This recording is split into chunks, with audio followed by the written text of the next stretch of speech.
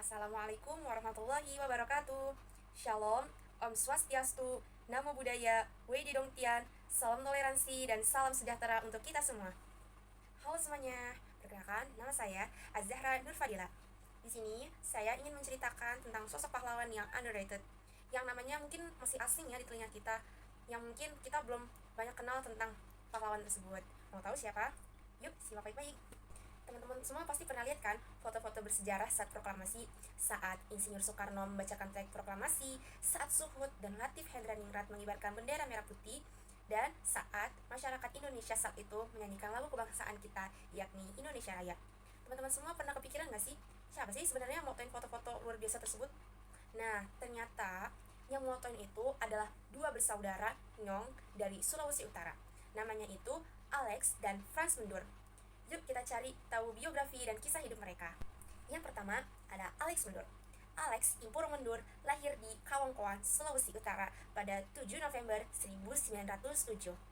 Alex merupakan anak pertama dari 11 bersaudara. Ayahnya bernama August Mundur dan ibunya bernama Eriens Mononimbar. Nah, Alex Mundur mengawali karirnya sebagai seorang fotografer ketika ia berada di Batavia pada usia 15 tahun. Nah, ia belajar seni fotografi lewat kerabatnya yang bernama Anton Nayuan.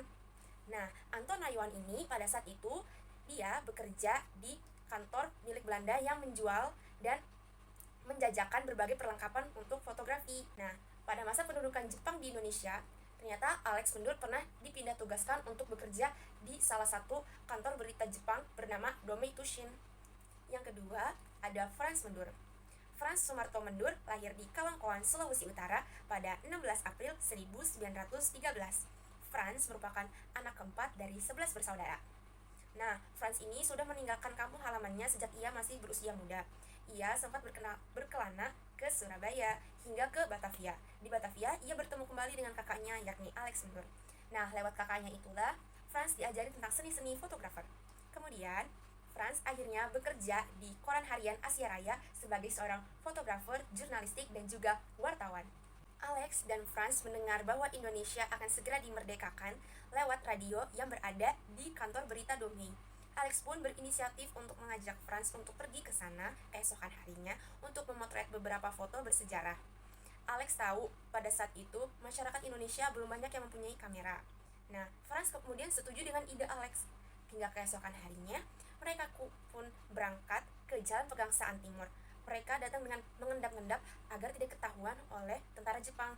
Nah, puncaknya saat Indonesia diproklamasikan, Alex dan Franz begitu sibuk untuk memotret sono-sini, semuanya dipotret. Nah, ketika acara tersebut sudah berjalan dengan selesai, Alex buru-buru untuk pulang. Dia buru-buru untuk pulang untuk mencuci filmnya, biar fotonya itu bisa dicetak. Namun sayangnya, kamera milik Alex malah dirampas oleh tentara Jepang, bahkan dihancurkan saat itu juga. Nah, Franz yang melihat hal tersebut langsung segera pergi ke daerah pepohonan. Dia menggali tanah dan mengubur kameranya di tempat tersebut. Tujuannya agar tidak ketahuan, hingga pada kondisi yang sudah dirasa aman, Franz mengambil kamera tersebut dan membawanya pulang. Nah, ternyata perjuangan tidak sampai situ saja.